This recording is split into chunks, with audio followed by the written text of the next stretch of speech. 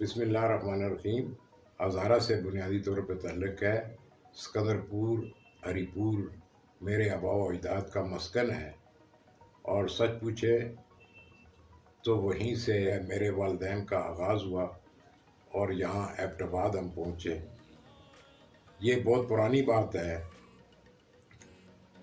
میری پیدائش بھی ایبٹ آباد بھی ہوئی، مجھ سے بڑے بھائی بہنیں بھی ایبٹ آباد ہی میں پیدا ہوئیں، لہٰذا جب مجھ سے کوئی پوچھتا ہے تو میں برملا یہ کہہ دیتا ہوں کہ بے شک میں سکندر پور سے تعلق ہے، لیکن میری زندگی کا بیشتر حصہ ایبٹ آباد ہی میں گزرا ہے۔ ایبٹ آباد ہی میں تمام تعلیم و تربیت کا سلسلہ رہا، اور یہاں میں نے گورنمنٹ کالج ایبٹ آباد سے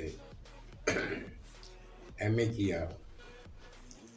اس کے بعد میں آرمی بارنال کالج ایبٹ آباد میں بحیثیت لیکچرر، اس زمانے میں تو ٹیچر کا لفظ استعمال ہوتا تھا انگریزوں کے، لیکن بعد ازاں اس کو آرمی کی تحویل میں دینے کے بعد ہمیں لیکچرر کی حیثیت سے لکھا گیا اور پڑھا گیا، اور میں تب سے بارنال کالج میں 1972 سے سروس کر رہا ہوں، اور یہی میری ساری زندگی تقریباً 36 سال اور 14 دن بارنال میں گزرے، اور اس طرح 2008 میں اگست 2008 میں یہاں سے ریٹائرڈ ہو گیا۔ ریٹائرمنٹ کے سے پہلے بھی میں نے لکھنے پڑھنا شروع کر رکھا تھا۔ میں کالج کے زمانے میں ایک شاعر کی حیثیت سے جانا پہچانا جاتا تھا، اور شکر اللہ کا الحمدللہ مجھے یہ کہنا پڑ رہا ہے کہ گورنمنٹ کالج ایبٹ آباد کی جانب سے مجھے کئی کل پاکستان مشاعروں میں دوسرے کالجز کے جانا پڑا، اور یہ موقع ملتے رہے، اور میں نے ہر مشاعرے میں پہلا انعام حاصل کر کے اپنے کالج کو سرفراز کیا۔ مجھے فخر ہے کہ میں گورنمنٹ کالج ایبٹ آباد سے فارغ التحصیل ہوں۔ اچھا سر، یہ بتائیے کہ آپ نے کن کن اساتذہ سیکھے؟ آپ کے اساتذہ میں کون کون ہیں؟ میرے اساتذہ میں سید مبارک حسین شاہ صاحب، پروفیسر ایوب صابر صاحب، اور دیگر کئی اختر صاحب ہیں، مرحوم فوت ہو گئے، یا بدر الدین صاحب تھے، طاہر فاروق صاحب تھے، وغیرہ وغیرہ۔ اب اتنے نام تو یاد اس وقت نہیں ہیں، لیکن یہ بڑے نامی گرامی لوگ رہے۔ اچھا پروفیسر صاحب، ادب کی طرف آپ کیسے راغب ہوئے؟ اس کی خاص وجہ کیا تھی؟ گورنمنٹ کالج ایبٹ آباد میں پڑھ رہا تھا جب، تو میرا شوق تو تھا ادب کی جانب، لیکن باضابطہ اور باقاعدہ طریقے سے میں اس وقت ادب میں داخل ہوا جب انجمن ترقی اردو ایبٹ آباد کی تشکیل نو ہوئی، تو مجھے مجلس عاملہ کا ممبر بنایا گیا۔ یہ 1964-65 کی بات ہے، اور اس کے ساتھ ہی پھر میں نے باقاعدہ لکھنا شروع کر دیا، اور بعد ازاں انجمن ترقی اردو رفتہ رفتہ چند سالوں بعد خاموشی اختیار کر گئی، یعنی ایک طرح سے ہم کہہ سکتے ہیں کہ تحلیل ہو گئی، اور پھر بزم اہل قلم بنائی گئی یہاں ایبٹ آباد میں، جس میں آصف ثاقب، سلطان سکون، پروفیسر ایوب صابر اور دیگر ساتھی تھے۔ 1977 میں ہم نے بزم اہل قلم کا آغاز کیا، اور کچھ عرصے تک میں اس کے ساتھ منسلک رہا۔ میں بزم اہل قلم کا سیکرٹری رہا ہوں، یہ مجھے اعزاز حاصل ہے، جس کی خبر نشیمن میں اس زمانے میں چھپی تھی۔ تو اس طرح میں لکھتا چلا گیا۔ اس میں میرا زیادہ حصہ اس وقت نظم کی طرف دھیان تھا، اور نثر جو ہے میں بہت کم لکھتا تھا، لیکن بالآخر میں نثر کی طرف راغب ہو گیا، اور شعر بھی کہتا رہا۔ مٹی کی خوشبو میری پہلی کتاب ہے، شاید 1997-98 میں شائع ہوئی ہے، اور اس کے بعد میں نے تحقیق کی طرف اپنا رخ کر دیا، اور یوں میں نے ان گنت کتابیں اپنی کوشش سے، اپنی محنت سے اور اپنی توجہ سے میں منصہ شہود پر لایا ہوں۔ اب میں ان کے بارے میں خود تو کچھ کہہ نہیں سکتا، لیکن مجھے یہ کہتے ہوئے فخر حاصل ہوتا ہے کہ ایبٹ آباد میں، ہزارہ میں سب سے زیادہ تصنیفات میری ہیں، تالیفات میری ہیں، اور لگ بھگ کوئی 38 کتابیں تو اب تک شائع ہو چکی ہیں، اور ابھی 3 کتابیں پائپ لائن میں ہیں جو عنقریب انشاءاللہ اشاعت پذیر ہوں گی۔ اور میں نے آپ کو یہ بتاتا چلوں کہ میں نے اردو میں زیادہ تر لکھا، پھر ایک زمانہ ایسا آیا کہ ہم نے ہندکو کو فروغ دینے کی خاطر بھی توجہ دی، اور اس طرح تقریباً 9 کتابیں میں نے ہندکو میں تحریر کی ہیں جو چھپ بھی گئی ہیں۔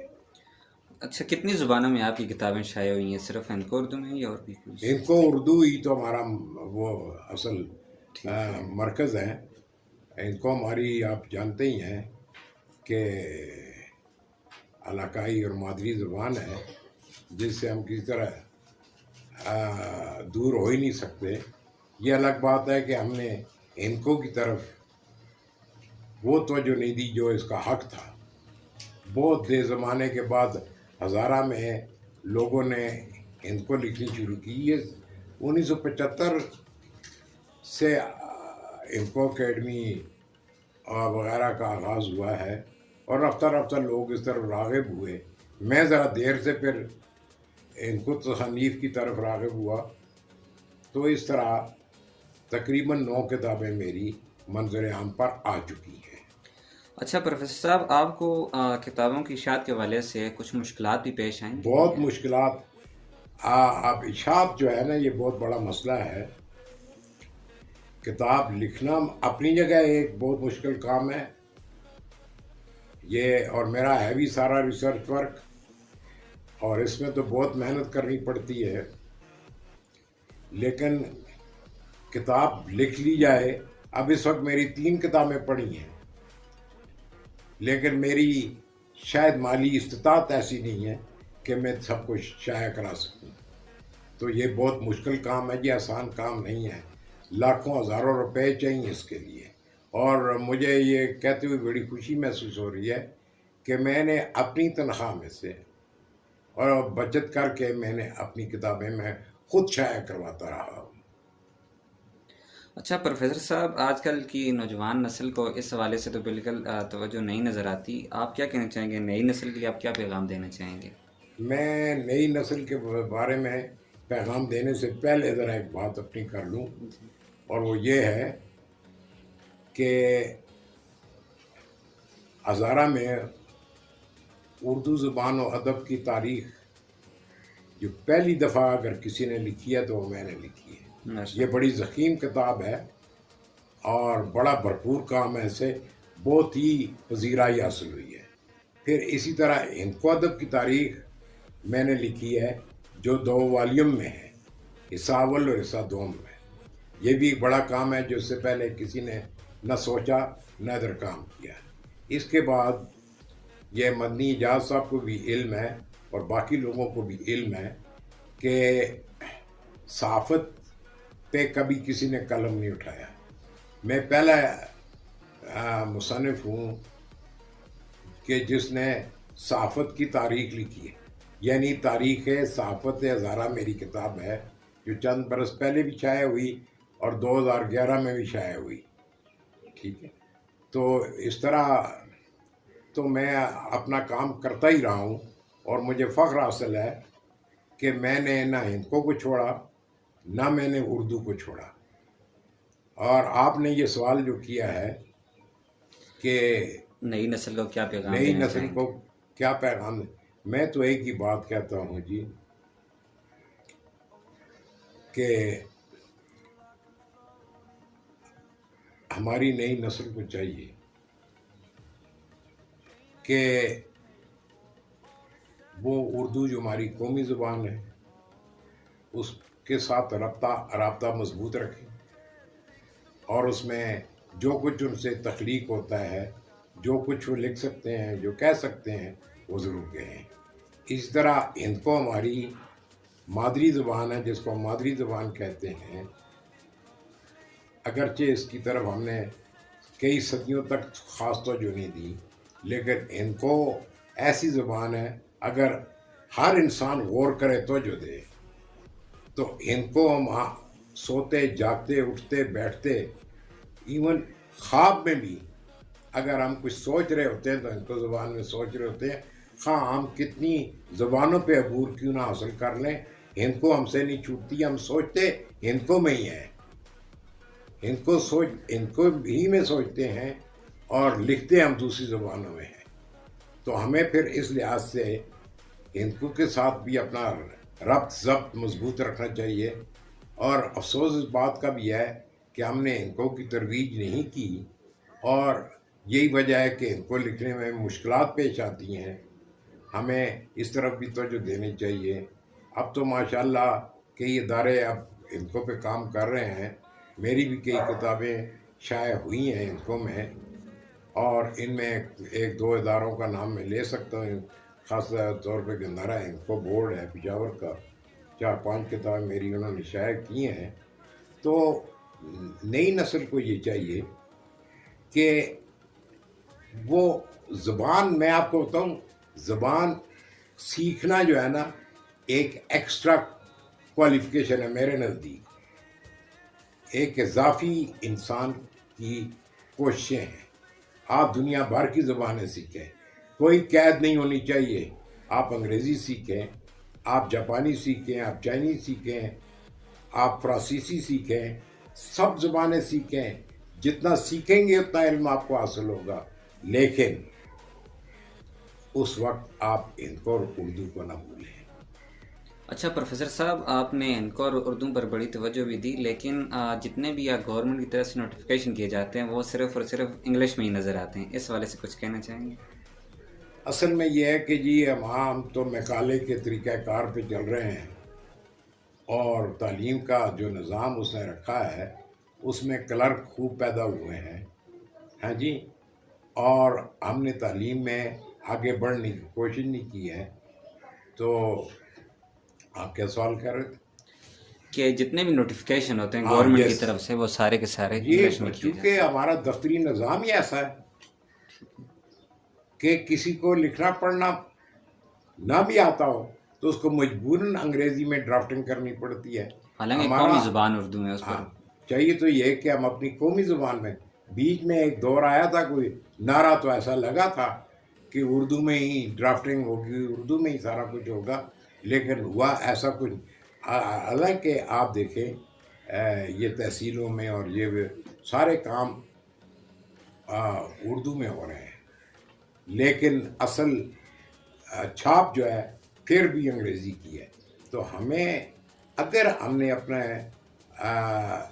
سلسلے کو آگے بڑھانا ہے، ترقی کرنی ہے، ہم نے لوگوں میں انڈرسٹینڈنگ پیدا کرنی ہے، لوگوں تک اپنا صحیح پیغام پہنچانا ہے، تو ہمیں اردو کو اپنانا پڑے گا۔ بحیثیت قومی زبان ہم لفظ تو ادا کر دیتے ہیں لیکن عمل کرتے ہوئے نظر نہیں آتے، لہٰذا نئی نسل کو چاہیے کہ وہ اردو کو اب سے لگاؤ رکھیں، اردو سیکھیں، تاکہ انہیں لکھنے میں مشکل نہ ہو، اپنے خیالات کا اظہار معافی ضمیر کا اظہار کرنے میں دقت نہ ہو، اور اس کے بعد انہیں اپنی ہندکو کو بھی نظر انداز نہیں کرنا چاہیے، کیونکہ ہماری فکر کا اصل دھارا جو بہتا ہے وہ ہندکو سے بہتا ہے۔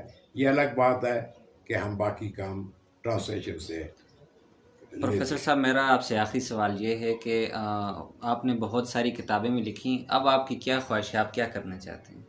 آپ کی کوئی خواہش ہو؟ میں تو سچ پوچھے، میں اگر پوچھا جائے تو بات یہ جی کہ مرتے دم تک لکھنا ہی میرا ایک اصل کام ہے، میرا اور کوئی کام نہیں ہے۔ درس و تدریس سے میں عمر بھر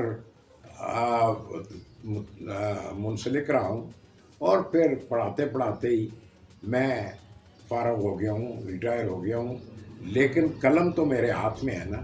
اللہ نے مجھے توفیق دی ہوئی ہے کہ میں لکھ سکتا ہوں، شعر میں بھی لکھ سکتا ہوں، نثر میں بھی لکھ سکتا ہوں، اردو میں بھی لکھ سکتا ہوں، ہندکوں میں بھی لکھ سکتا ہوں. تو مجھے اپنا یہ رشتہ اور ناطہ مرتے دم تک قائم رکھنا ہے. جب تک میں دم میں، میرا دم میں دم ہے، میں انشاءاللہ ان کے ساتھ منسلک رہوں گا، ان کے ساتھ میرا تعلق رہے گا. اور اگر اللہ نے مجھے توفیق دی تو اور زندگی رہی تو اس سال یا اگلے سالوں میں کچھ کتابیں میری اور سامنے آئیں.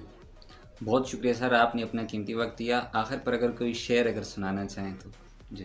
ہجوم غمزدگاں راستہ نہیں دیتا، نکل کے جاؤں کہاں راستہ نہیں دیتا. زمین پھر نہ کہیں کروٹیں بدلنے لگے، زمین پھر نہ کہیں کروٹیں بدلنے لگے، کہ شور سود و زیاں راستہ نہیں دیتا. اور سنے کہ کہاں پہ رہ گئیں میری لہو لہو آنکھیں، کہاں پہ رہ گئیں میری لہو لہو آنکھیں، ضمیر ہم نفساں راستہ نہیں دیتا. یہ لوگوں نے اس وقت جو ڈاکے مارے ہیں زلزلے کے دوران، جو دبے ہوئے تھے، جو مر رہے تھے، ان کی چوڑیاں بھی اتاری اور ان کے بازو بھی کاٹے.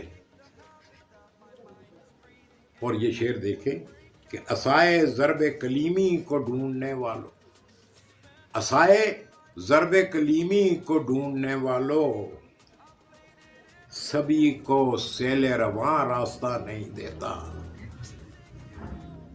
اور یہ دیکھیں کہ کسی کو موجۂ نیلم دبوچ لیتا ہے، کسی کو موجۂ نیلم دبوچ لیتا ہے، کسی کو کوئی گراں راستہ نہیں دیتا. اور ابھی تو فکر کے سب بادباں نہیں کھولے، ابھی تو فکر کے سب بادباں نہیں کھولے، کہ بہر زور بیاں راستہ نہیں دیتا. ہجوم غم زدگاں راستہ نہیں دیتا، نکل کے جاؤں کہاں راستہ نہیں دیتا. دعاں دعاں تھی فضا، ساز و رخت ایسا تھا، دعاں دعاں تھی فضا، ساز و رخت ایسا تھا، کہ لوٹ آیا میں منزل سے بخت ایسا تھا، کہ لوٹ آیا میں منزل سے بخت ایسا. اور بڑا خوبصورت شعر ہے کہ صبا کے ہاتھ سے موتی لرز کے ٹوٹ گئے، صبا کے ہاتھ سے موتی لرز کے ٹوٹ گئے، چٹکتے گنچوں کا لہجہ کرخت ایسا تھا. اور پگھل رہا تھا بظاہر وہ چاندنی کی طرح، ذرا بھی موم، ذرا نہ موم ہوا دل کا سخت ایسا تھا. پگھل رہا تھا بظاہر وہ چاندنی کی طرح، ذرا نہ موم ہوا دل کا سخت ایسا تھا. ہر ایک شاخ سلگتی سلیب تھی جس کی، میرے وجود کا سوکھا درخت ایسا تھا، میرے وجود کا سوکھا درخت ایسا. اور فقیہ شہر یہ فتویٰ کہیں تو سب کریں، وہ بوریائے گدا تھا پتخت ایسا تھا.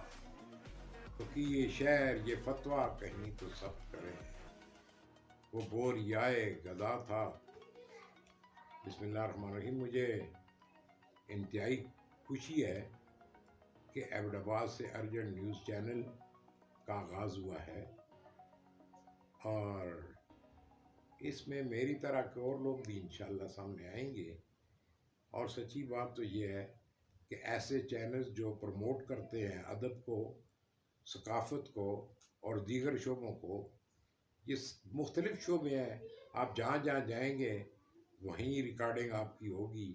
ہم کسی ایک پہ قید تو لگا نہیں سکتے. لہٰذا آج کی یہ تقریب جو ہے جس میں ان کے نمائندے میرے پاس پہنچے ہیں، یہ بڑی اہم ہے اور یہ ادبی سلسلہ ہے. شکر ہے کہ میرے ادب کا بھی کچھ حصہ میرے سامعین تک اور ناظرین تک پہنچ رہا ہے. میں پھر بھی اس چینل کا شکریہ ادا کرتے ہوئے اس کے لیے نیک خواہشات کا اظہار کرتا ہوں.